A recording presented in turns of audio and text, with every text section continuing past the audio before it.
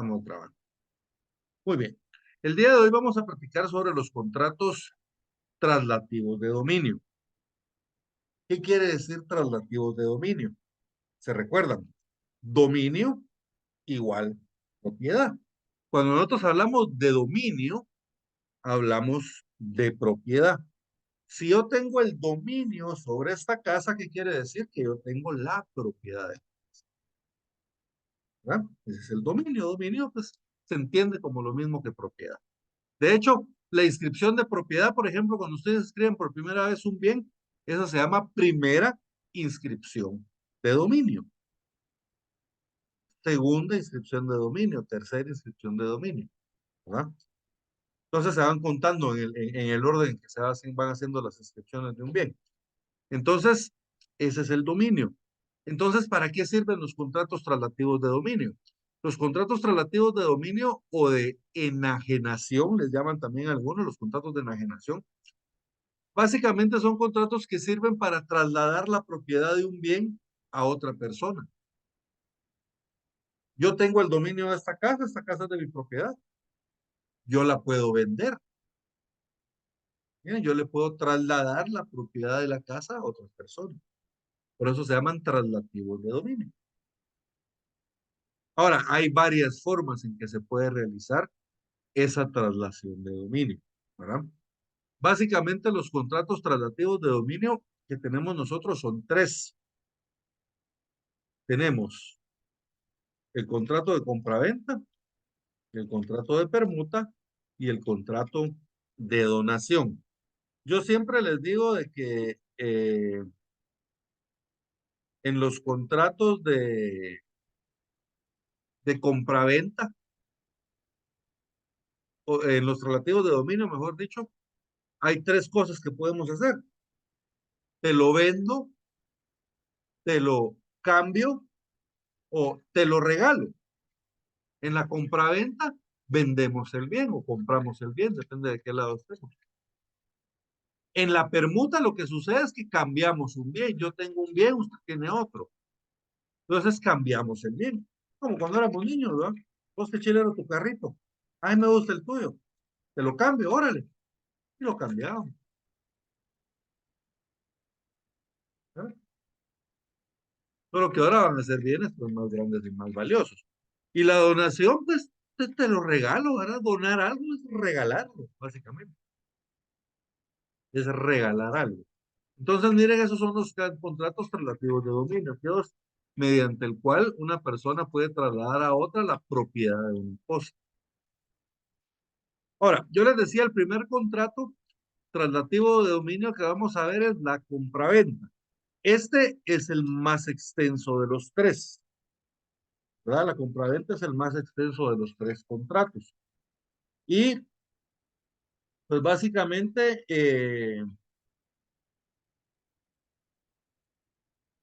es el que más tiempo nos va a llevar ver.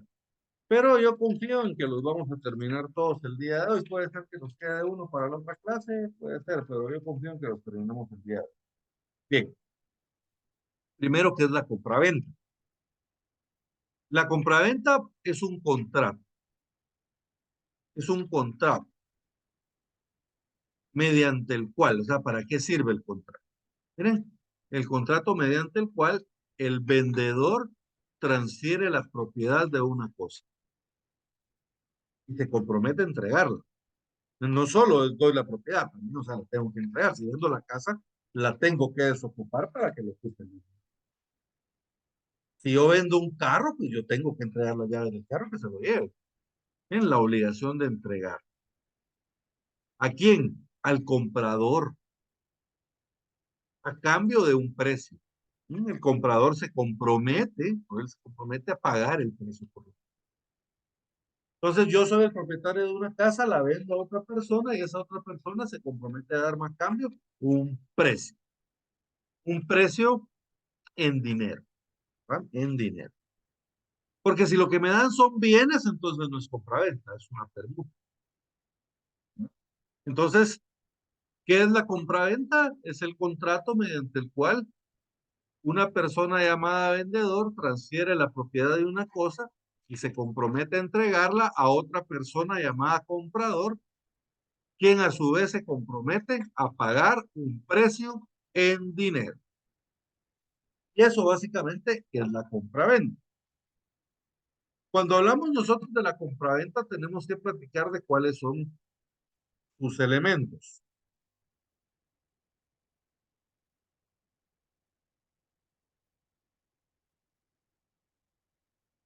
Ahí está mejor.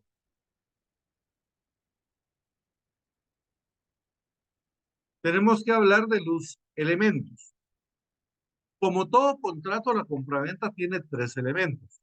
Elementos personales o subjetivos, les llaman algunos también. Los elementos reales y los elementos formales. Los elementos personales o subjetivos se refieren a las personas que actúan como otorgante en el contrato. Entonces, miren, aquí tenemos una persona que es el dueño de la cosa. Este se llama vendedor, el dueño de la cosa que quiere vender. Y tenemos al otro sujeto que se llama comprador, que es la persona que tiene dinero y quiere comprarla. Pues miren, el vendedor se compromete a entregar la cosa y el comprador se compromete a pagársela. Pagársela, como les dije, en dinero, porque ¿se acuerdan que ya vimos de que el pago puede ser en dinero o puede ser también de otra forma? Puede ser en bienes o incluso puede ser también hacer algo. ¿Verdad? Si a mí me contratan para construir una pared, ¿cómo pago yo esa obligación? Construyendo la pared. Miren la obligación puede ser de dar, hacer o no hacer. Pero bueno, entonces aquí estamos hablando de una obligación de pagar precio, pero pagarlo en dinero, para realizar el pago en dinero. Y nuestro tercer elemento formal, el elemento formal, es que este contrato es o no es solemne. Pero pues aquí no solemne. ¿Se acuerdan cuál es el contrato solemne? El que debe hacerse en escritura pública como requisito esencial para su validez. Como lo era el mandato, ¿se recuerdan? El mandato es un contrato solemne, ese tiene que realizarlo en escritura pública como requisito esencial para su validez.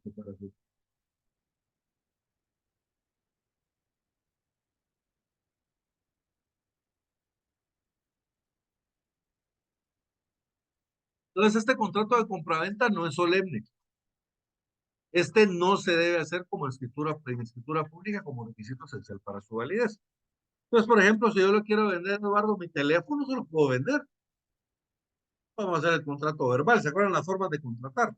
Los contratos pueden ser verbales, pueden ser en documento privado, una acta levantada ante el alcalde, puede ser en escritura pública y pueden ser por teléfono. Entonces, miren, nosotros podemos optar a cualquiera de esas formas. Ahora, cuando yo voy a realizar una compraventa, pero de bien inmueble, entonces acá sí tengo que realizarla en escritura pública, pero no porque sea solemne, sino por motivo del registro, ¿se recuerdan? Pero las compraventas de bienes inmuebles que tengo que inscribir en los registros de la propiedad, esas las tengo que hacer en escritura pública. No porque sean solemnes, porque ya vimos que aunque lo hagamos en documento privado, la compraventa va a ser válida. Lo que pasa es que no la vamos a poder inscribir y eventualmente vamos a tener que tener una escritura pública, pero el contrato es válido. Ahora, no me lo inscriben si va en documento público. Entonces, para motivos de la inscripción es que tengo que realizarlo en escritura pública cuando se trate de bienes inmuebles. Pero de ahí las compraventas por lo general es que son no solemnes, ¿verdad? Las características de la compraventa. ¿Se recuerdan que las características las vimos allá del artículo 587 en adelante? Ahí el Código Civil nos da las características de los contratos. Yo les dije en qué ocasión, estas características las tienen que entender bien porque cuando vayamos a ver los contratos en particular, vamos a ver qué características se aplican a cada uno de los contratos. Entonces, primero tenemos, miren, la primera característica de la compraventa. La compraventa es bilateral. ¿Por qué es bilateral?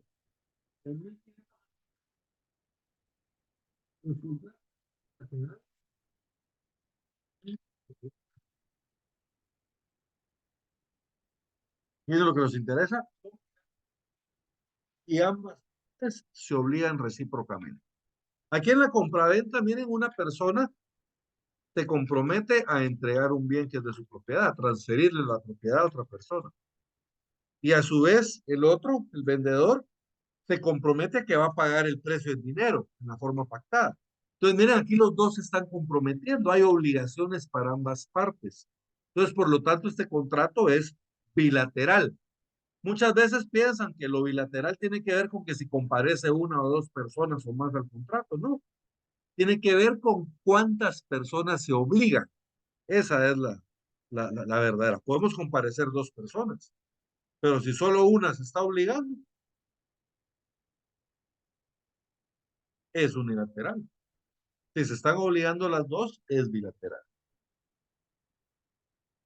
Luego tenemos que el contrato es consensual. Ahorita en un ratito vamos a ver que la compraventa es válida o se tiene por perfecta, se perfecciona desde que las partes se ponen de acuerdo en la cosa y en el precio, aunque ni la una ni la otra se haya entregado. Es principal porque no depende de otro contrato para poder existir, subsiste por sí mismo. Es oneroso. ¿Por qué es oneroso? ¿Mm? Es contrato oneroso aquel en el que se estipulan provechos y gravámenes recíprocos. Y gratuito aquel el que aprovecha solamente para una de las partes. Entonces, este es oneroso, ¿por qué? Porque recaen provechos y gravámenes recíprocas para ambas partes. El vendedor, él tiene un gravamen, tiene que transferir la propiedad de un bien, pero también tiene un provecho, el precio, a él le van a pagar el precio. Y el comprador, pues él tiene gravamen, tiene que pagar el precio al vendedor, pero también tiene un derecho que él recibe algo a favor, que es recibir la casa que está comprando. Entonces, miren, hay provechos y gravámenes para ambas partes, por eso es oneroso. Y es oneroso conmutativo porque desde el principio las partes saben qué pueden ganar y qué pueden perder en el negocio. O sea, yo voy a comprar una casa que vale 100,000 quetzales. ¿Cuánto voy a tener que pagar? 100,000 quetzales más el tanto por ciento de interés, si fuera a plazo. Y por su parte, la otra parte ya sabe que va a recibir. Va a recibir tal cantidad de dinero. Miren, ustedes, las ganancias que vamos a tener nosotros son ciertas desde el momento que hacemos el contrato. Lo sabemos desde que hacemos el contrato. Entonces, por eso es oneroso conmutativo. Y es absoluto, ¿verdad? Es absoluto. Pudiera ser que la compraventa esté sujeta a alguna condición, pudiera ser. O sea, puede ser condicional. Pero lo normal es que es absoluto, ¿verdad? Porque no está sujeto a ninguna condición. ¿Verdad? Pero, por ejemplo, si yo le dijera a Silvia, mire, Silvia, véndame su casa. Y Silvia me dice, mire, yo sí se la vendo, pero bajo la condición de que usted me tiene que conseguir un terreno en Escuintla, porque yo me quiero ir a vivir a Escuintla. También yo solo le tengo que buscar el terreno, ya lo va a comprar. Pero la condición es que yo le busque el terreno o la casa o lo que sea.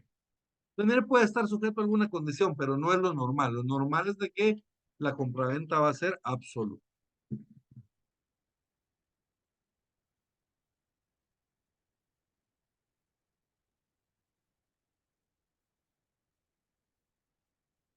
Artículo 1790, perdón.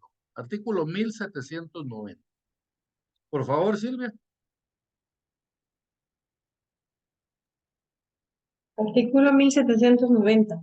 Por el contrato de compraventa, el vendedor transfiere la propiedad de una cosa y se compromete a entregarla y el comprador se obliga a pagar el precio en dinero. En dinero, miren.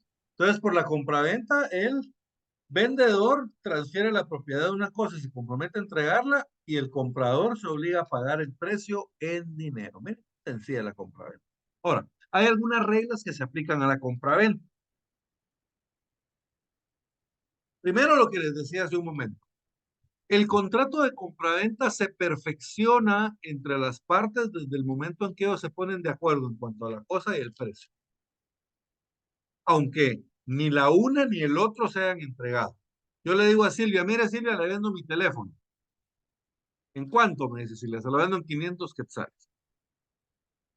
Ah, está bueno, ¿y qué teléfono es? Me dice Silvia, mire, es tal y tal teléfono y tales características, y etcétera, etcétera. Ah, está bueno, me dice Silvia, se lo compro. Miren, ahí ya nos pusimos de acuerdo en la cosa y en el precio. La compraventa para efectos legales está perfecta, aunque ni la una ni la otra se hayan entregado. Entonces, por ejemplo, si Silvia y yo firmamos un contrato de compraventa, pero yo le digo, mire Silvia, el contrato yo le voy a, salgamos del teléfono, yo le voy a vender una casa a Silvia. Entonces hacemos un contrato de compraventa y le digo a Silvia, pero la casa se la voy a entregar en 3 meses. Silvia me dice, está bien, en 3 meses se la pago. Correcto, está bueno. Miren, ya nos pusimos de acuerdo en la cosa y al precio. Entonces la compraventa está perfecta. Para efectos legales está perfecta. ¿Estamos bien? Entonces, ¿cuándo se perfecciona la compraventa? Cuando nos ponemos de acuerdo el comprador y el vendedor sobre la cosa y el precio, aunque ni la cosa ni el precio se hayan entregado efectivamente.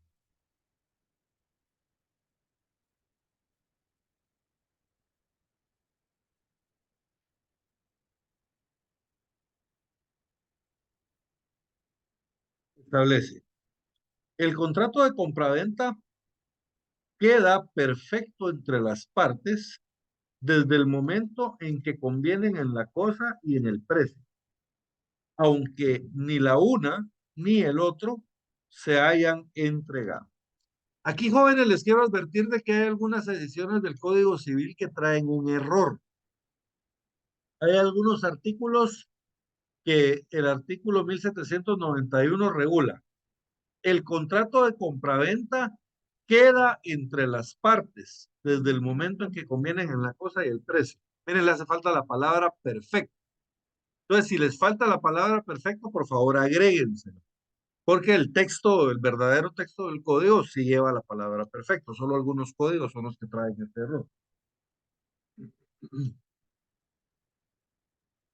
Entonces, miren, para que se perfeccione el contrato, basta con el consentimiento de las partes en cuanto a la cosa y el precio. Y ahí ya se va a tener por perfecto dicho contrato. Y luego establece que está prohibido el pacto de retroventa. Ahora, ¿qué es eso de la retroventa? ¿O qué es el pacto de retroventa? Porque son dos cosas diferentes. Fíjense pues, primero que nada, les quiero hacer resaltar de que lo que está prohibido es el pacto de retroventa. La retroventa no. ¿Qué es la retroventa? Yo le vendo una casa a Silvia, Silvia me la compra, me paga por la casa, y luego, tiempo después, yo le vuelvo a comprar la casa a Silvia. Miren, yo vendí mi casa porque yo me fui a vivir a otro lado, y años después yo regreso al lugar y me entero que Silvia está vendiendo la casa y se la compro. Miren, esa es una retroventa. O sea, yo le compré de regreso. Eso no está prohibido. Ahora, lo que está prohibido es el pacto de retroventa. Por ejemplo, cuando yo le vendo la casa a Silvia, de una vez pactamos que dentro de 2 años ella me la tiene que volver a mí a vender. Eso es lo que está prohibido. Miren, el pacto de retroventa. Que nosotros pongamos en el contrato que dentro de cierto tiempo ella me tiene que vender de regreso aquí. Eso es lo que está prohibido. Ah, la retroventa en sí no está prohibida. Yo le puedo vender un bien a una persona y después comprarse. Eso no hay ningún problema. Ahora, lo que no se puede hacer es el pacto de retroventa. Miren, en el último pedacito del 1791 queda prohibido el pacto de retroventa. ¿Miren qué es lo que está prohibido? El pacto de retroventa. Ponerme de acuerdo yo para poder realizar la retroventa. Otra regla importante. El marido no puede comprar de su mujer ni esta de aquel. ¿Ven? El marido no puede comprar de su mujer ni esta de aquel. O sea, entre cónyuges no se puede vender, no se puede vender. Y es que miren, pues eso tiene una explicación bien lógica. Y esa explicación puede ser civil o religiosa, les digo yo siempre. Porque, miren, pues el marido y la mujer son un solo ser. Obviamente somos dos personas físicas, pero para efectos legales o religiosos, según sea el caso, el hombre, el marido y la mujer son una sola carne, como que si fueran una sola persona. ¿Se acuerdan cuando vimos el parentesco? El marido y la mujer sí forman parentesco, pero no hacen grado, o sea, cuentan como uno solo. ¿Ah? Si yo quiero saber cuál es el parentesco con mi hermana, subo a mis papás y luego bajo a mi hermana. Miren, y no cuento papá un grado, mamá otro grado, hermana otro grado. No, yo subo a mis papás y ellos cuentan como un grado, uno solo, ¿me entienden? Entonces, y si ustedes leen la Biblia, lo mismo establece la ley, ¿verdad? El hombre dejará su casa y se casará con una mujer y formarán un solo cuerpo. Entonces, yo no le puedo vender a mi mujer porque es como que si yo me estuviera vendiendo a mí mismo, ¿me entienden? Y mi mujer no me puede vender a mí porque es como que si se estuviera vendiendo a ella misma. Entonces está prohibido. El marido no puede comprar de su mujer ni esta de aquel. ¿Estamos bien? Entonces, por ejemplo, si algún día a su oficina notarial llega una persona o llegan dos personas y le dicen, mire señor, fíjese que yo le quiero vender la casa a mi esposa. Ustedes como notario le tienen que decir, mire señor, pero usted no le puede vender la casa a su esposa. Que se acuerdan, esos bienes también son de la esposa por los gananciales o la comunidad absoluta, depende de cómo estemos. Bueno, el caso es de que no le puede vender a la esposa. Ahora, ¿qué sí se puede hacer? Porque fíjense, pues en el matrimonio igual, van a haber bienes que estén a nombre del esposo y bienes a nombre de la esposa. Pero, ¿se recuerdan ustedes de las reglas de las, ¿cómo se llama? Ay, se me fue el nombre. Eh, de los regímenes del matrimonio. Había tres regímenes, uno de separación absoluta en el cual el marido tiene sus bienes, la mujer tiene sus bienes. Había otro que era el de comunidad absoluta en el cual todos los bienes del marido y de la mujer les pertenecen a ambos, hayan sido antes o después del matrimonio, no importa, comunidad absoluta. Y la otra es la comunidad de gananciales. Hay ciertas reglas que aplican, pero básicamente es lo que cada uno tenía antes del matrimonio le pertenece a cada quien y todo lo que hagan durante el matrimonio le pertenece a la comunidad conyugal. Entonces, en ese orden de ideas, por ejemplo, mi esposa y yo estamos casados bajo el régimen de comunidad de gananciales. Si yo compro un bien con mi dinero, con el dinero de mi trabajo, lo pongo a mi nombre, ese bien le pertenece a la mitad a mi esposa. Y lo mismo, si mi esposa con el producto de su trabajo, con su dinero, compra un bien a nombre de ella, como lo hicimos dentro del matrimonio, la mitad de ese bien me pertenece a mí. Me pertenece a mí la mitad, por decirlo de alguna forma. Lo que pasa es que los bienes pertenecen a la comunidad conyugal. O sea, son de ambos, por decirlo. Aunque sea nombre de ella, aunque sea nombre de mí, le pertenecen a la comunidad conyugal. Vamos bien, entonces por eso es que no los puedo vender, porque somos propietarios del bien los dos. ¿Entienden? Eso es a lo que me refería yo, como que somos solo uno. Entonces, ahora, ¿qué sí se puede hacer? Porque entonces les va a decir su cliente. Ustedes le dicen, mire, no se puede vender, porque es su esposa. ¿Y qué podemos hacer, Lick? Le van a decir ellos. Ustedes lo tienen que solucionar. ¿Qué hacemos entonces? Porque él lo que quiere es poner no, el bien que está a nombre de él a nombre de mi esposa. Entonces, ¿qué podemos hacer? Bien, lo que se puede hacer es liquidar parcialmente el patrimonio conyugal. ¿Se acuerdan que el patrimonio conyugal se puede liquidar? parcialmente o se puede liquidar totalmente también cuando termine el matrimonio. Pero nosotros lo podemos liquidar parcialmente. Entonces, miren, lo liquidamos parcialmente y yo le voy a adjudicar en pago el bien a mi esposa. No, no es venta. Miren, es una adjudicación en pago. ¿Qué es la adjudicación en pago? Es cuando ustedes le adjudican un bien, ustedes le dan un bien a una persona en pago de una deuda. Por ejemplo, yo le debo a Silvia 100,000 quetzales que ella me prestó. Yo le digo, Silvia, mire, no le puedo pagar los 100,000 quetzales, disculpe, pero mire, yo tengo una casa. ¿Te la puedo dar en pago? Y Silvia me dice, sí, está bien. Y hacemos un contrato. Miren, un contrato de adjudicación en pago.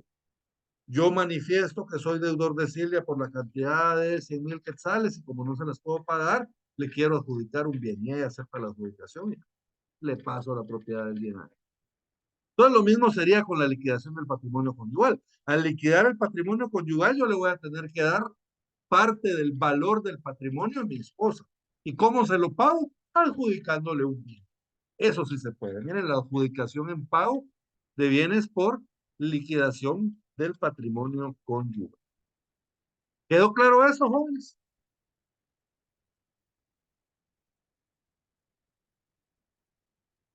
Miren, artículo 1792. El marido no puede comprar de su mujer ni esta de aquel, aunque haya separación de bienes. Miren, ni aunque tengan bienes separados, aquel en el que cada quien tiene la propiedad de sus bienes, ¿ah? Aunque los compren por el matrimonio, ni así los pueden vender. ¿Ah? Es prohibido que el marido le venda a su mujer o ésta le venda a aquel. Ahora viene la excepción, miren. No quedan incluidas en la prohibición las adjudicaciones en pago entre cónyuges por razón de liquidación de la sociedad conyugal, que era lo que le explicaba hace un ratito. ¿Va? Mi esposa y yo tenemos una sociedad conyugal. En este caso, la sociedad es comunidad de gananciales. Podría ser comunidad absoluta también, pero en nuestro caso es comunidad de gananciales. Entonces, miren, si vamos a liquidar parcialmente la sociedad conyugal, entonces la liquidamos y yo en pago le adjudico un bien a ella, o ella en pago me adjudica un bien a mí, cualquiera de las dos. ¿Verdad? ¿Estamos bien? Entonces, miren, el marido no puede comprar de su mujer ni esta de aquí, ¿verdad? Pero sí se pueden realizar adjudicaciones en pago con motivo de liquidación del patrimonio conyugal. ¿Dudas? Lick, solo una pregunta. Esto de la liquidación conyugal lo encontramos en el 100, en el 140, ¿verdad, Lick? Corroborémoslo. Sí, ya lo busqué, liquidación del patrimonio conyugal. Aquí está, leámoslo. Pues mira, pues 140. Vamos a ver. Cabal. Concluida la comunidad de bienes, se procederá inmediatamente a su liquidación. Si el régimen económico fuera de comunidad parcial, esa de comunidad parcial es comunidad de gananciales, los bienes que queden después de pagar las cargas y obligaciones de la comunidad y reintegrar los bienes propios de cada cónyuge son gananciales, que corresponderán por mitad a marido y mujer y a sus respectivos herederos, ¿verdad? Pero la liquidación también puede ser parcial, como vimos en el otro artículo. Entonces la liquidación puede ser total o parcial, pero si a esa liquidación se refiere precisamente, 140. Entonces, si quieren, anótenle ver 140 del Código Civil. Muchas gracias, Sofía.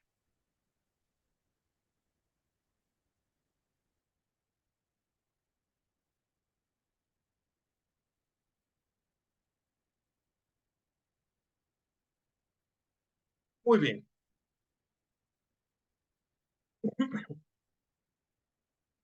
¿Quiénes? Hay algunas personas que se encuentran en imposibilidad legal para poder comprar bienes. ¿En qué casos una persona no puede comprar bienes, ya sea por sí o por interpósita persona? Por sí quiere decir de que yo voy a comprar un bien y yo comparezco a la compraventa y compro el bien. O por interpósita persona quiere decir Silvia es mi mandatario y Silvia comparece en representación mía a hacer el contrato de compraventa. Entonces, miren, de ninguna de las dos formas lo puedo hacer, ¿verdad?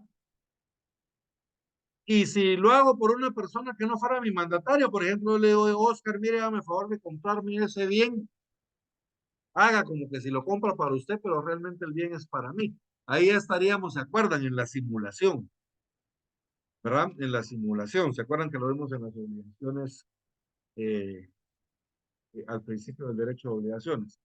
Entonces, eso sería una simulación y ese contrato también puede ser anulado. Entonces, establece 1703. No pueden comprar por sí ni por interpósita persona.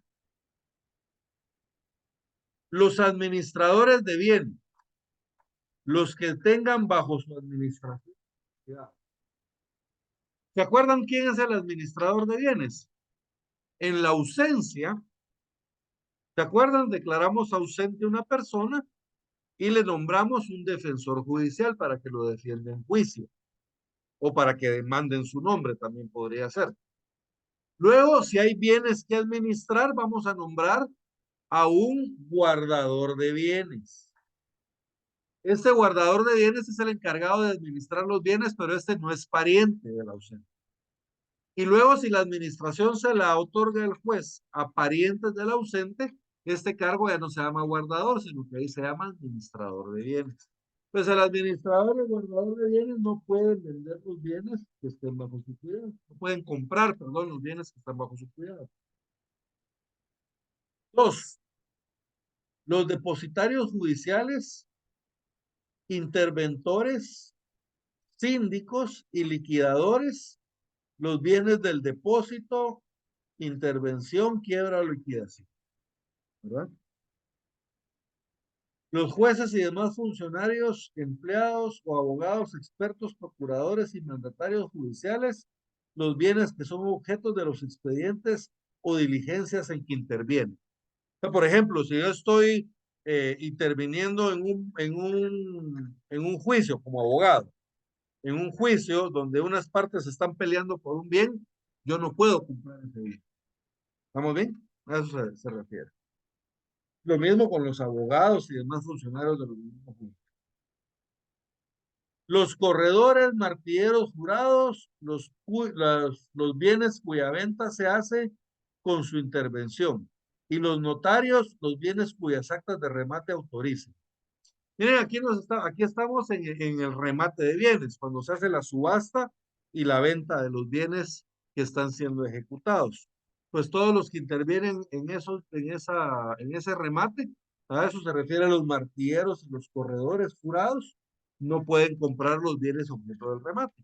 Y los notarios, como un notario tiene que autorizar el acta de remate, entonces las actas de remate que sean autorizadas por ese notario, el notario no va a poder comprar tampoco dichos bienes.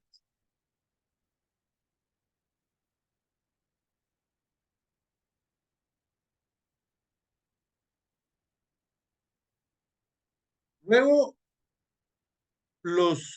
el mandatario, miren, esto es importante, el mandatario, los del mandante y el consentimiento expreso de este. O sea, si yo soy mandatario de Silvia y Silvia me autorizó para vender un bien de su propiedad, yo no puedo comprar ese bien. A menos que Silvia me autorice. Entonces, si en el mandato que me otorgó Silvia, en el que me dio facultades para poder vender un bien, ella me faculta a mí, me autoriza a mí para poder comprar dicho bien, entonces ahí sí yo mandatario puedo comprar el bien de mi mandato, si ella lo autoriza. Si no, no puedo. Y si esta autorización existe, jóvenes, este contrato es bien especial, porque ese es un contrato de compraventa en el que comparecería solo una persona, o sea, comparecería solo yo. Pero yo comparecería primero en mi calidad de mandatario de Silvia y luego comparecería en nombre propio como comprador. Tienen este contrato de deuda especial porque este, aquí comparecería una persona, ¿verdad? En su calidad representando al vendedor y en nombre propio como comprador. Pero para esto tiene que estar autorizado por el mandante para poderlo hacer.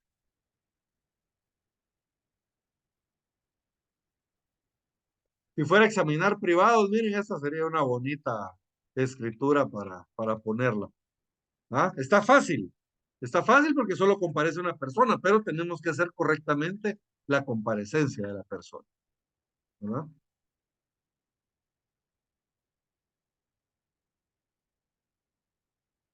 Texto. El albacea, los de la testamentaria, mientras no estén aprobados las cuentas de su administración. El albacea, ¿se recuerdan? Es el administrador testamentario, es la persona que administra la herencia hasta que sea entregada a los herederos. Entonces el albacea no puede comprar los bienes de la herencia mientras no sean aprobadas sus cuentas. Lo que pasa es que se recuerdan que les explicaba la vez pasada que, y vimos el fundamento legal en el Código de Proceso Civil y Mercantil, que todas las personas que administran bienes ajenos sin excepción tienen la obligación de rendir cuentas, ¿verdad? Entonces, incluyendo al albacea, el albacea administra los bienes de una herencia, son bienes que no le pertenecen a él, entonces él tiene que rendir cuentas de su administración. Mientras no sean aprobadas las cuentas de su administración por los herederos, él no puede comprar los bienes de la herencia. Si le aprueban las cuentas, entonces él puede comprar a los herederos bienes de la herencia. No hay ningún problema. ¿Vamos bien hasta acá?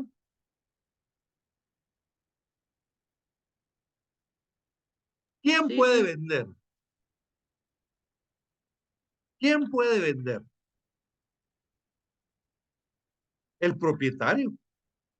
O en todo caso, su representante legal que esté autorizado para hacerlo. Pero la regla general es que ¿quién puede vender? El propietario. Nadie puede vender algo que no le pertenece.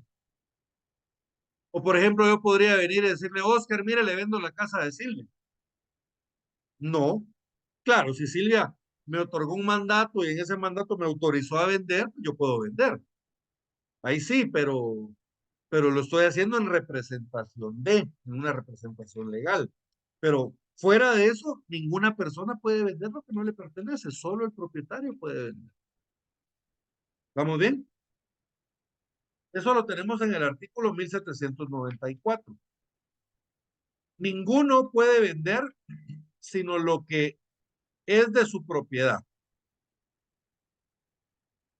La venta de cosa ajena es nula.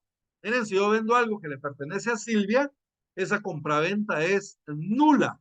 ¿Por qué? Porque yo no soy el propietario. El vendedor debe restituir el precio si lo hubiera recibido y responder de daños y perjuicios si hubiera procedido de mala fe. O sea que si a mí Oscar ya me pagó el dinero por la compraventa de la casa de Silvia, esa compraventa es nula, entonces yo le tengo que devolver el dinero que me ha pagado. Y si yo actúe de mala fe, entonces además voy a tener que pagarle los daños. Pero miren, ¿quién va a vender algo que no le pertenece, joven? O sea, es que yo creí que la casa era mía. Lo más seguro es de que la gente está actuando de mala fe, pero hay que probar la mala fe.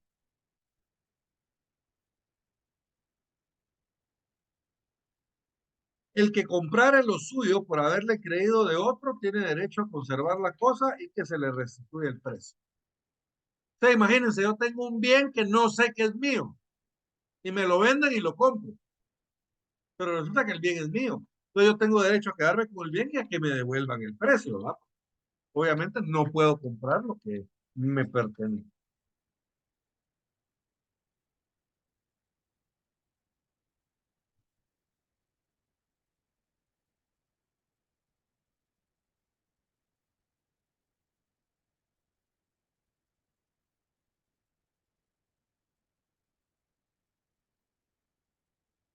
Bienes de menores incapaces o ausentes. ¿Qué es lo que pasa con los menores incapaces o ausentes? Bien, cuando un menor, bueno, los menores siempre tienen un representante legal, ¿verdad? O deben tener un representante legal, algunos que no tienen, pero deberían tenerlos.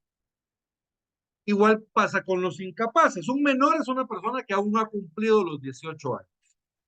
Entonces los menores están sujetos a la patria potestad de los padres. Y si los menores tienen bienes, entonces los padres son los que administran los bienes del menor hasta que éste cumpla la mayoría de edad. Si el menor no tiene padres, entonces debe tener un tutor y protutor.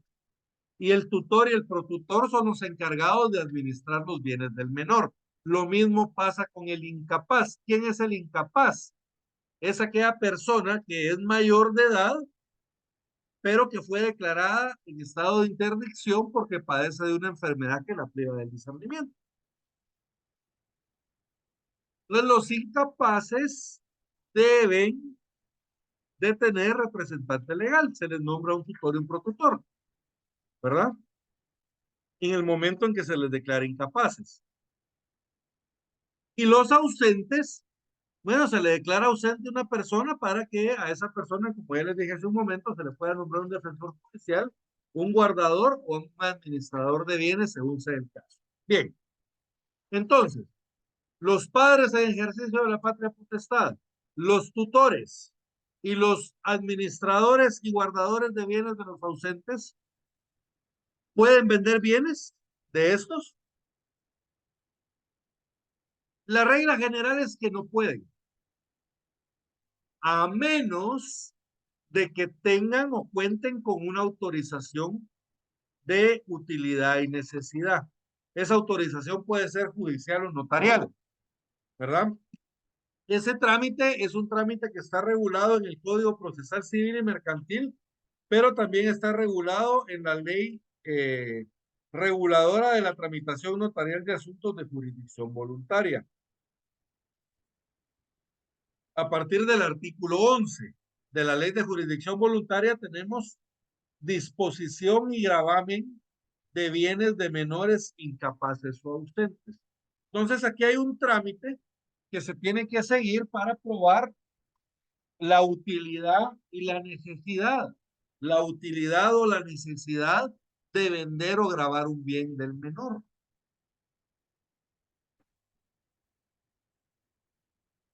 ¿Verdad? O sea, la idea de esto es proteger los bienes del menor.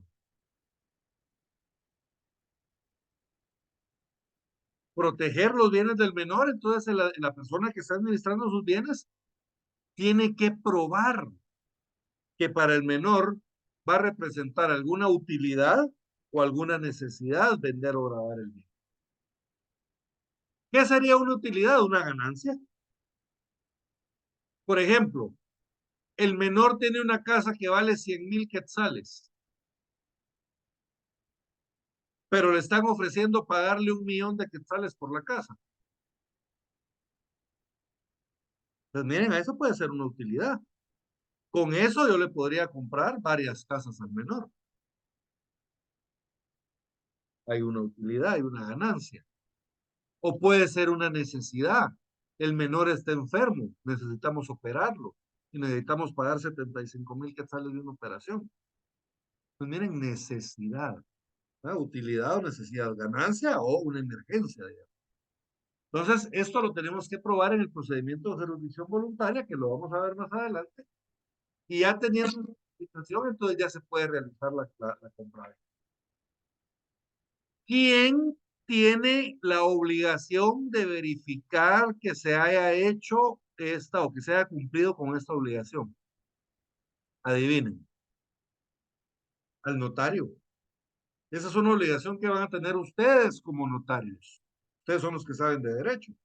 Entonces, si viene una persona, digamos, un tutor, y le dice, mire, yo quiero vender el bien de mi pupilo, usted le dice, mira, deme la autorización. Y si no tiene la autorización, no puede vender. En todo caso, si no la tiene, le decimos, bueno, vamos a hacer el trámite de la autorización, pero me tiene que probar la utilidad y la necesidad. Ese trámite se puede hacer notarialmente o se puede hacer ante juez también. ¿Estamos bien? Entonces es uno como notario el que tiene que verificar que se cumplan todos esos requisitos. Es uno como notario el responsable de verificar que se cumplan todos esos requisitos. ¿verdad? ¿Y por qué soy el responsable? Pues sencillo, porque yo soy el que sé de derecho. ¿No? Yo soy el que sé de derecho, entonces yo soy el que sé los requisitos. Yo sé a qué me obliga la ley y a qué no me obliga. Entonces, como notarios, ustedes tienen que tener mucho cuidado con cumplir todos esos requisitos establecidos en la ley. Y por eso es que vemos nosotros a detalle todos estos artículos. Porque se van a dar cuenta ustedes que la compraventa, al final de cuentas, primera cláusula, descripción del bien. Segunda cláusula, manifiesta el vendedor que le vende el bien identificado en la cláusula anterior al comprador por el precio de tanto, el cual ya recibió su satisfacción. Tercera cláusula, la cláusula de saneamiento, donde se le informa que el bien no tiene gravámenes, anotaciones o limitaciones que puedan afectar a la otra parte, y el notario le advierte sobre lo relativo al saneamiento. Cuarto, aceptación, y ahí está la escritura de compraventa. La más sencilla, hay otras pues, más complejas, depende del tipo de compraventa que estemos haciendo. Pero les quiero decir yo que el contrato de compraventa es relativamente sencillo, pero hay un montón de reglas que tenemos que observar. Lo que les decía antes, si el marido le quiere vender a la mujer, no se puede. Si las personas quieren hacer un pacto de retroventa, no se puede. Si el tutor le quiere comprar al pupilo, no se puede. Entonces son todos esos requisitos que ustedes tienen que tomar en cuenta, ¿verdad? 1795. Los representantes de menores incapaces o ausentes y los depositarios, administradores, interventores o liquidadores no pueden vender los bienes que tengan a su cargo sin llenar previamente las formalidades que para cada caso señala la ley. Y esas formalidades pues, van a ser básicamente lo que les decía, ¿verdad? Este trámite de utilidad y necesidad, disposición y gravamen de bienes de menores incapaces o ausentes.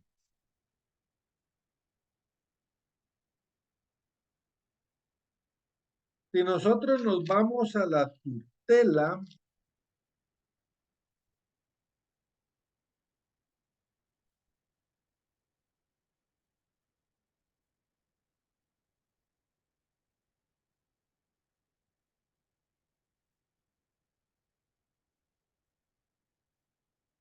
en el artículo 332,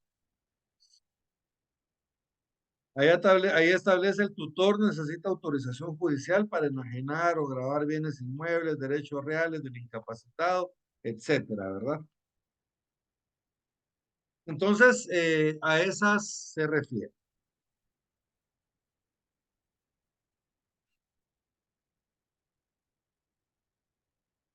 Este trámite, como les decía, es jurisdicción voluntaria, puede ser judicial o puede ser notarial. Se puede llevar ante juez o ante el notario.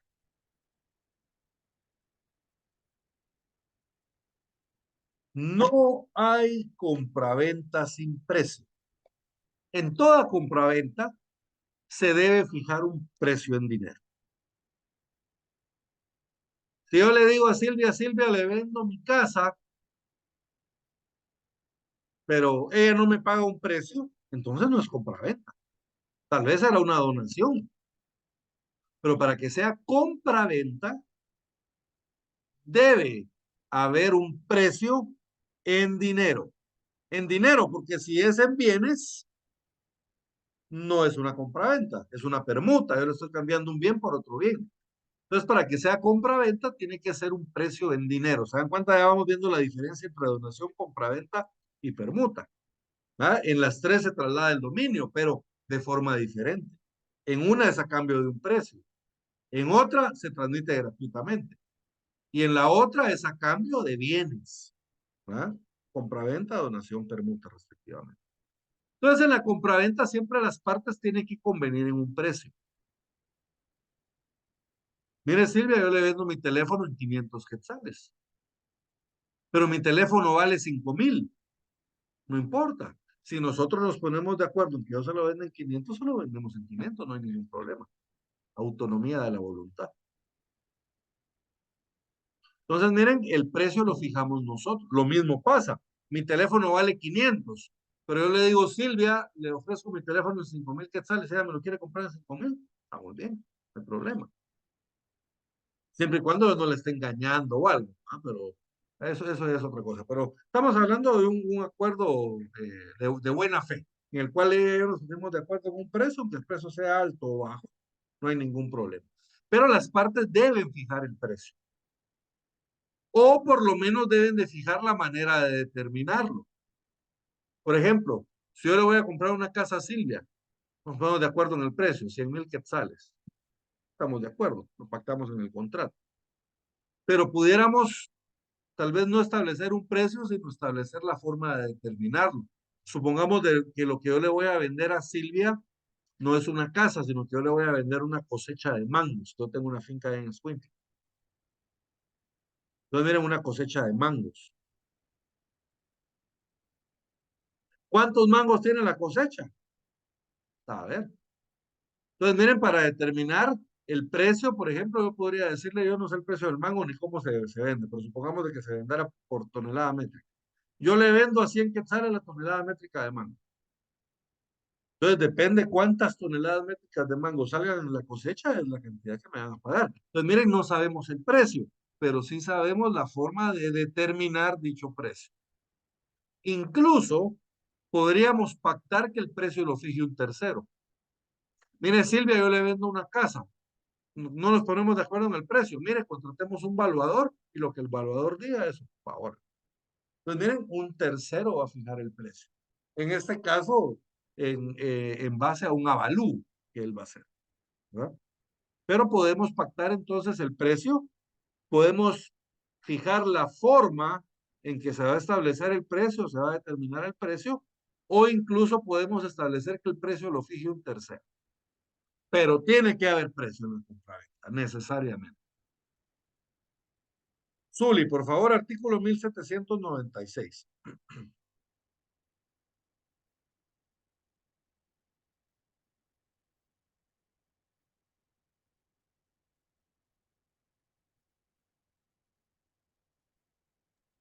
Lo leo, Lick. Por favor. Artículo 1796. No hay compraventa si los contratantes no convienen el precio o en la manera de determinarlo. Pueden convenir en que el precio lo fije un tercero si éste no quiere o no puede hacerlo. El contrato quedará sin efecto. Pero si la cosa fuera entregada, se presumirá que las partes han aceptado el precio corriente que tenga en el día y lugar en que se hubiese celebrado el contrato o el precio medio en caso de diversidad de precios. Muy bien.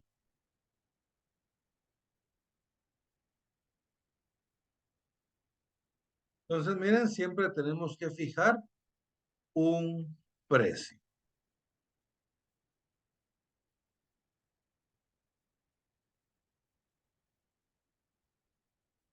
Muy bien. ¿Y hay algunas otras reglas? Veamos, por ejemplo, en el artículo 1799 tenemos las cosas que están sujetas a prueba. Eso es cuando yo le doy algo a alguien para que lo pruebe y después de probarlo decida si quiere o no comprar la cosa, ¿verdad? Básicamente. Las cosas que se acostumbra a comprar al gusto o que las partes convienen en sujetar a prueba antes de comprarlas, no se consideran vendidas hasta que el comprador quede satisfecho. El plazo para la prueba, salvo estipulación, es de 3 días, contados desde que el vendedor las ponga a disposición del comprador. Y si éste no aceptare dentro de dicho término, se tendrá por desistido del contrato. En en las cosas sujetas a prueba, yo le entrego algo al comprador para que lo pruebe y después de probarlo decida si lo quiere comprar o no. Es bien común con los carros, por ejemplo. Ah, te vendo un carro, sí, pero déjame, lo voy a probar. Me encontré un amigo al día, un carro, está bonito tu carro. Ah, no, no, no es mío, me se lo ando probando. ¿Ah? Y precisamente, él había acordado que lo iba a tener el fin de semana, de viernes a domingo, eran 3 días más o menos lo que lo iba a tener. Y al final, pues decidió comprar el carro, le gustó y decidió comprarlo, ¿verdad? Entonces, esas son las cosas sujetas a prueba. Las cosas sujetas a muestras o ventas sobre muestras. Esto es cuando el vendedor vende a través de muestras, como su nombre lo indica.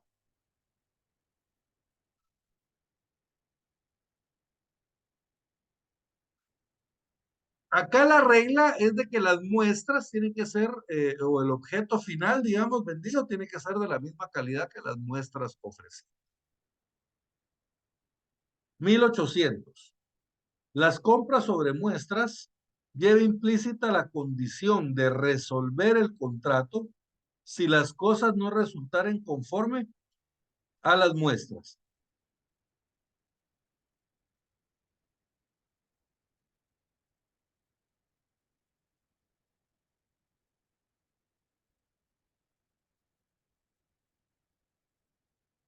Mil ochocientos dos.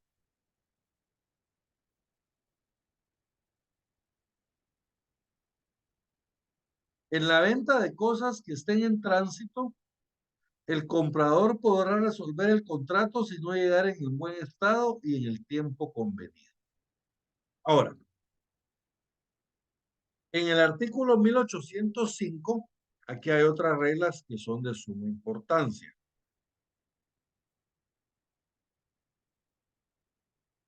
El 1805 lo que establece es que se puede vender. O sea, ya vimos de que yo puedo vender los bienes que son de mi propiedad, pero ¿qué puedo vender yo? Porque cuando nosotros pensamos en vender algo, pensamos en cosas ciertas o cosas que existen. ¿Verdad? Por ejemplo, yo les digo, miren, les voy a vender este teléfono, o les voy a vender esta taza, o les voy a vender esta bocina. ¿Mm? Cosas ciertas, ¿verdad? Cosas ciertas. Cosas que existen, pues. Miren, yo les puedo vender esta casa, les puedo vender un carro que está ahí, ¿verdad? Pero también se pueden vender las cosas futuras, cosas que aún no existen en especie. Y hay varios ejemplos. Miren, un típico ejemplo, animales. Yo tengo una perra pastor alemán y está cargada. Miren, yo vendo los perros antes de que nazcan. El ultrasonido me dijo que van a ser 4 perros. Entonces yo ya vendí los 4 perros. Los perros no han nacido. Es muy común que pase esto también con caballos, ¿cómo se llaman los? Con toros, vacas, ¿verdad? Bebés, cuando aún no han nacido, ¿verdad? Los becerros o los potrillos los venden. Todavía no existe el animal. ¿Entienden? Entonces se pueden vender las cosas futuras que aún no existen en especie, pero quieren ir más allá. Actualmente hay un modelo de negocios que se utiliza, por ejemplo, cuando están construyendo una colonia nueva. Fíjense, ustedes pueden llegar y comprar en planos. Ustedes compran una casa, pero la casa no existe todavía. Entonces ustedes se comprometen a que van a pagar en el plazo de un año el enganche de la casa y al cumplirse ese año ustedes tienen que tener pagado el enganche y el vendedor les va a dar la casa. Hasta ahí les entregan la casa, ¿no? Y a partir de ahí, pues ustedes ya pagan, ya tienen que pagar el resto de la casa. Entonces, miren, la casa no existe en el momento que ustedes hacen el negocio. La casa no existe. Yo me acuerdo una mi amiga compró y me dice, vos acompáñame, me dice, güey, es que hay una casa que quiero comprar. Cuando llegamos, en la notificación lo que había era un gran terreno baldío, maquinaria. Me dijo, mira, aquí va a estar mi casa. Y luego nos fuimos a conocer la casa modelo. Mira, ya sí va a ser mi casa. Pero su casa todavía no existía. De hecho, lo que estábamos viendo era una casa modelo, era algo para enseñar nada más. Entonces, miren, se pueden vender las cosas antes que existan, las cosas futuras. También se puede vender una esperanza incierta, ¿verdad? Una esperanza incierta quiere decir algo que yo espero recibir, pero que no sé si lo voy a recibir o no. También se pueden vender las cosas o derechos litigiosos.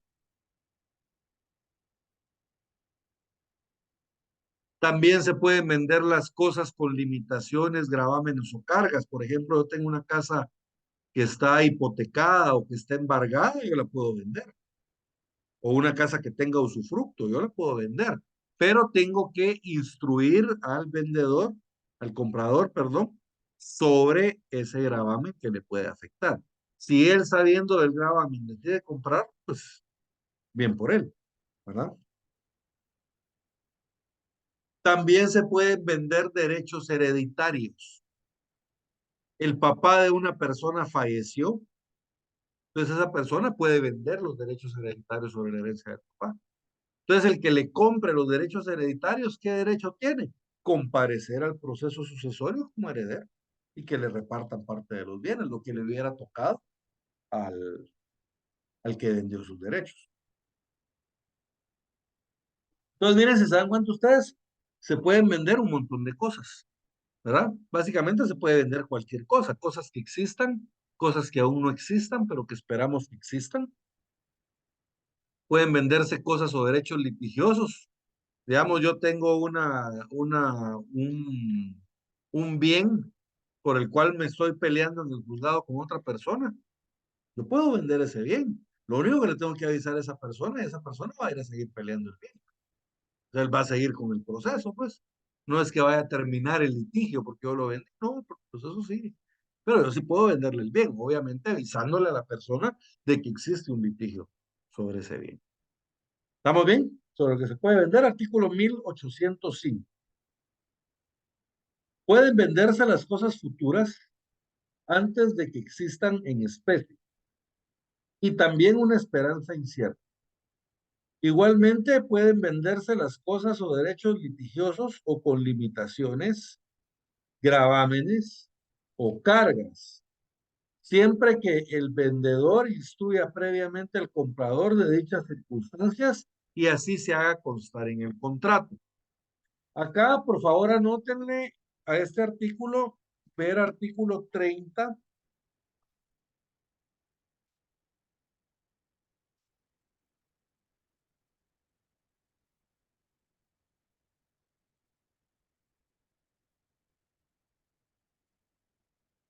del Código de Notariado.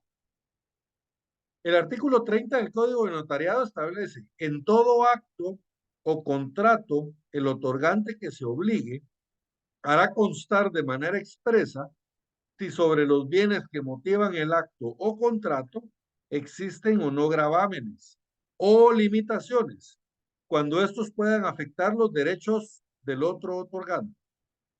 Y el notario les advertirá las responsabilidades en que incurrirán si así no lo hicieren. Esas responsabilidades en que incurrirán si así no lo hicieren es la responsabilidad del saneamiento. ¿Se acuerdan que vimos el saneamiento por evicción y por vicios ocultos? En este caso sería por vicios ocultos. Luego el artículo 1808 establece el Código Civil. Se puede vender un derecho hereditario sin especificar los bienes de que se compone. Y en tal caso, el vendedor solo responderá de su calidad de heredero. ¿Qué quiere decir esto? Que yo no le puedo decir, mira, yo de la herencia de mi papá te voy a vender tal bien, porque yo no sé si ese bien me va a corresponder a mí o le va a corresponder a mi hermana o a mi mamá. ¿Me entienden? Entonces yo puedo vender mi derecho sobre la herencia. Mi derecho sobre la herencia. Y el derecho que tiene el que compre es de ir al proceso sucesorio a heredar en mi nombre. Por eso establece aquí al final, miren. En tal caso, el vendedor solo responderá de su calidad de heredero. O sea, él no le puede exigir después, mira, es que yo quería tal bien, no. ¿Va? Él puede actuar como hubiera actuado el heredero y repartirse los bienes, ¿va? De la forma que lo acuerden. El vendedor deberá pagar al comprador las cosas de la herencia, de las que se hubiera aprovechado, y a su vez el comprador satisfacer al vendedor las deudas y cargas.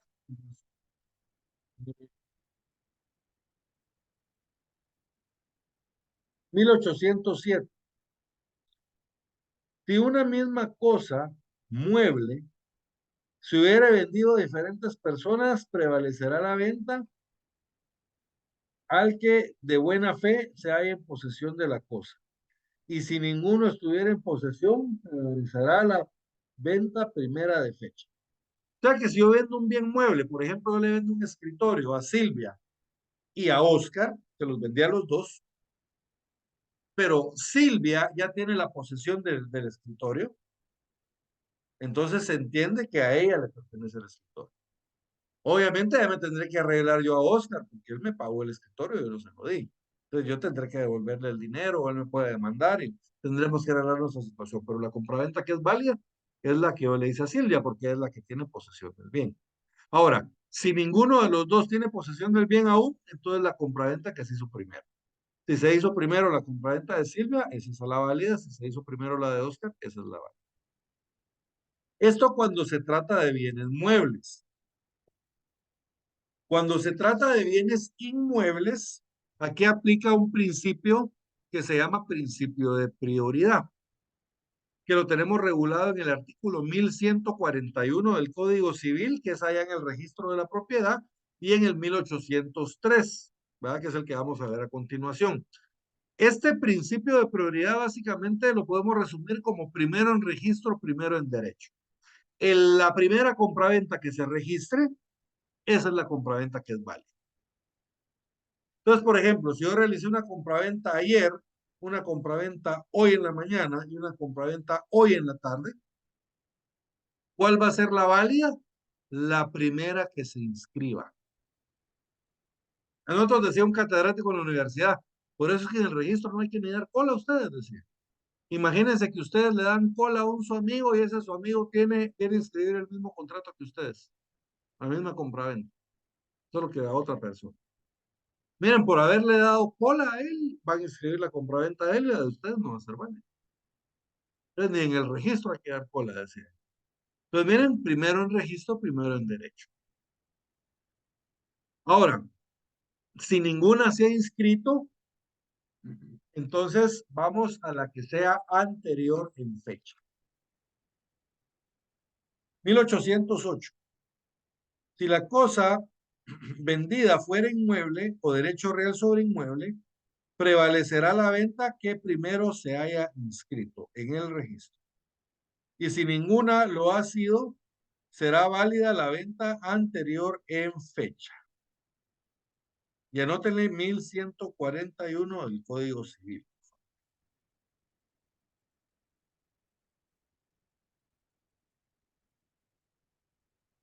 Obligaciones del vendedor. Bien, la principal obligación del vendedor es entregar la cosa vendida, ¿no? Y garantizar al comprador la pacífica y útil posesión de la misma. No solo es entregar la cosa, sino que garantizar que la persona que está comprando va a poder gozar de la cosa de forma pacífica, sin que nadie lo esté molestando.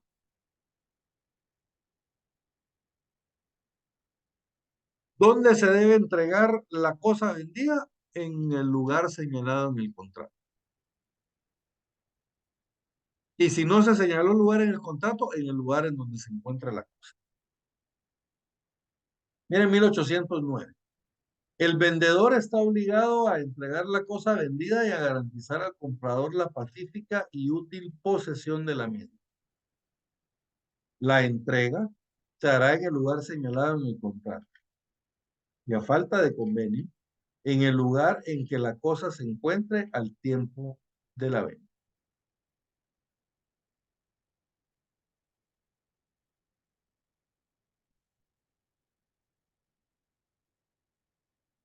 De en el 810 tenemos que la entrega de la cosa puede ser real, simbólica o legal. Real es cuando se entrega la cosa, ¿verdad? Simbólica es cuando, por ejemplo, se lleva a cabo un acto por medio del cual se representa la entrega de la cosa, pero la cosa efectivamente no se ha vendido, ¿verdad? Por ejemplo, vamos a entregar una lotificación y nosotros venimos y entregamos la primera casa de forma simbólica. ¿verdad? Pero no hemos entregado las demás, tenemos que entregarlas. Pero hacemos un acto en donde entregamos la primera casa, es una entrega simbólica. Y la legal es cuando se lleva a cabo algún acto por medio del cual se considera ya recibida la cosa, aunque efectivamente la cosa no se haya recibido aún. 1810. La entrega de la cosa convenida puede ser real, simbólica o legal. La primera, la real, consiste en la entrega material de la cosa vendida o del título si se trata de un derecho. Un derecho de propiedad, por ejemplo, entonces le entregan el título de propiedad a la persona. La primera consiste, la entrega simbólica se realiza empleando alguna forma o figura con la cual el comprador se da por recibido de la cosa vendida. Tercero, la entrega legal tiene lugar cuando la ley considera recibida la cosa por el comprador aún sin estar materialmente entregada.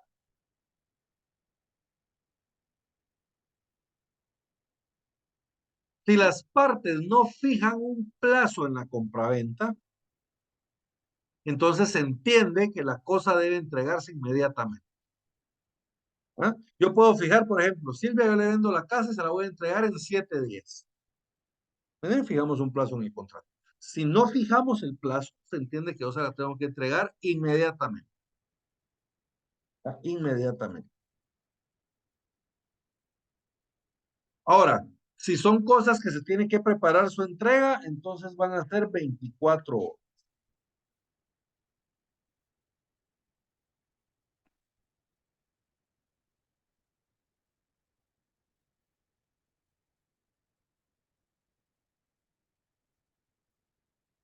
En el artículo 1812 nos aclara cuándo hay la entrega legal. ¿Se acuerdan? La entrega legal es aquella en que la ley se tiene ya por entregada la cosa, aunque de hecho no se haya entregado. Y esos casos están en el 812. La entrega de la cosa vendida se entiende verificada. Primero, por la transmisión del conocimiento, certificado de depósito o carta de porte.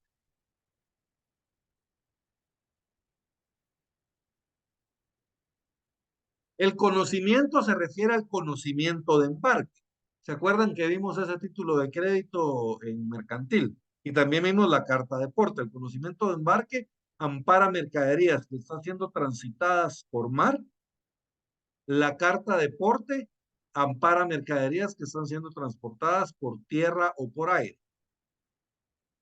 Y el certificado de depósito, ampara mercaderías depositadas en un almacén general de depósito. Si yo les entrego esos títulos que representan la mercadería, lo entrego por medio del endoso. Si yo le entrego, por ejemplo, el conocimiento de embarque, la carta de porte o el certificado de depósito a Silvia, ella va a ser la propietaria de sus bienes, porque yo ya le entregué el título, aunque ella de hecho no ha recibido los bienes, pero ella tiene el título que lo representa, ya son de ella. Miren, eso es una entrega legal. Segundo, por el hecho de fijar su marca, el comprador con consentimiento del vendedor en las cosas compradas. Digamos, eso de la marca es muy común en el ganado. Pero el ganadero tiene el ganado en su propiedad y le pone su marca. Si yo le vendo el ganado a Silvia, entonces Silvia tiene derecho a ponerle su marca porque el ganado ahora es de ella, ¿verdad?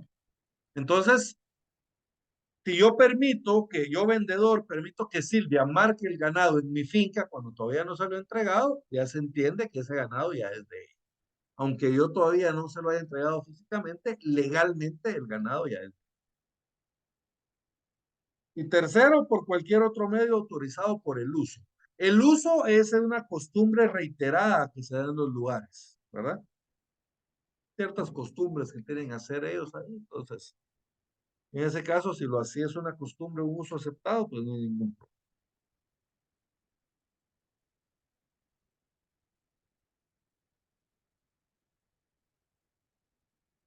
En el artículo 1814 tenemos la rescisión. En caso de resolución del contrato por falta de entrega de la cosa, el vendedor deberá devolver el precio pagado y los intereses corridos hasta la devolución, más los daños y perjuicios. pero solo devolverá el precio si el comprador, al tiempo de celebrar el contrato, hubiera conocido el obstáculo que haya provenido de la falta de entrega de la cosa. O sea que si yo ya pagué la cosa y no me la entregaron, tengo derecho a que me devuelvan el precio más los intereses y los daños y perjuicios.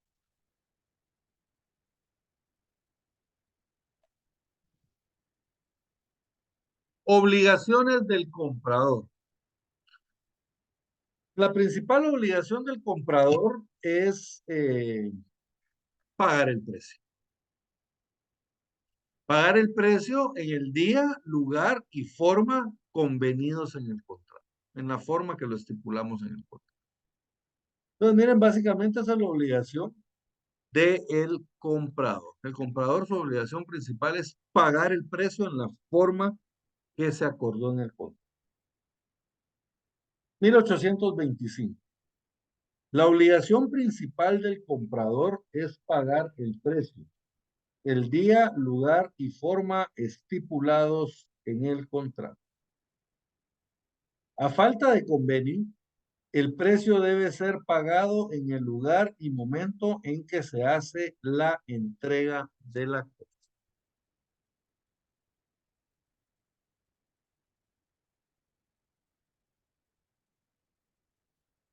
¿Se puede pactar un interés en el precio de la venta? Sí hay casos en que se puede pagar interés. 1822. El comprador que no ha pagado el precio, mira, aquí tenemos el primer requisito. Tenemos que estar pendientes de pagar el precio o parte del precio. Aún no hemos terminado de pagar. El comprador que no ha pagado el precio y ha recibido la cosa está obligado al pago de intereses en los siguientes casos. Primero, si se estipuló en el contrato. Segundo, si la cosa produce frutos o rentas. Por ejemplo, en el primer caso está fácil, ya se estipuló en el contrato, lo pactamos, entonces pagamos intereses. Segundo, supongamos que lo que yo compré fue un edificio, un centro comercial. No lo he pagado, pero yo ya lo estoy alquilando, yo ya estoy alquilando los locales o los apartamentos. Entonces, en ese caso, el bien produce frutos o rentas, entonces yo tengo que pagar intereses. Y tercero, si fuere requerido judicial o notarialmente para el pago. Eso quiere decir que ya se cumplió el paso, el tiempo para pagar y yo no pagué. Entonces incurrí en mora, ¿se recuerdan? Y me tienen que requerir del pago. Entonces aquí se refiere a los intereses moratorios, a los intereses aquellos que yo no, que yo voy a tener que pagar por incumplimiento de mis obligaciones contractuales.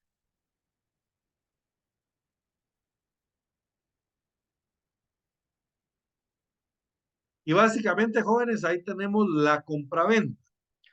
En la siguiente clase vamos a ver una modalidad de compraventa que se llama compraventa por abonos con o sin reserva de dominio. O sea, nos podemos reservar el dominio mientras nos pagan el bien.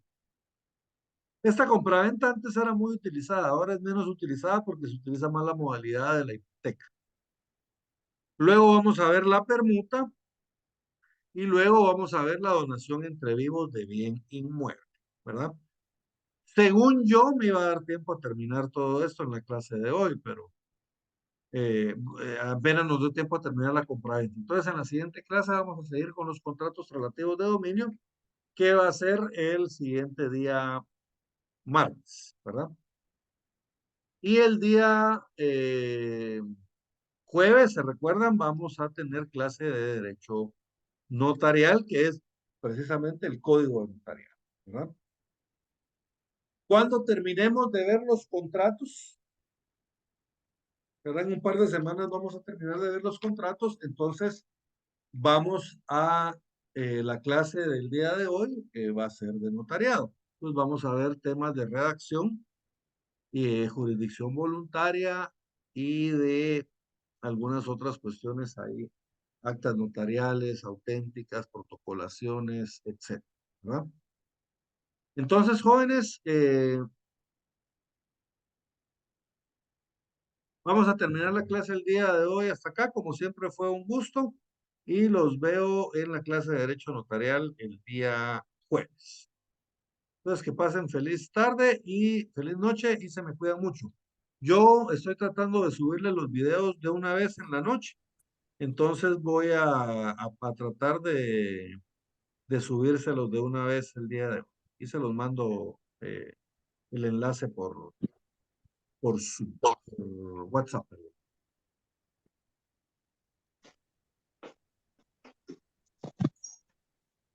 Entonces, jóvenes, que pasen feliz noche y se me cuidan. Feliz noche. Gracias, feliz Feliz noche. noche.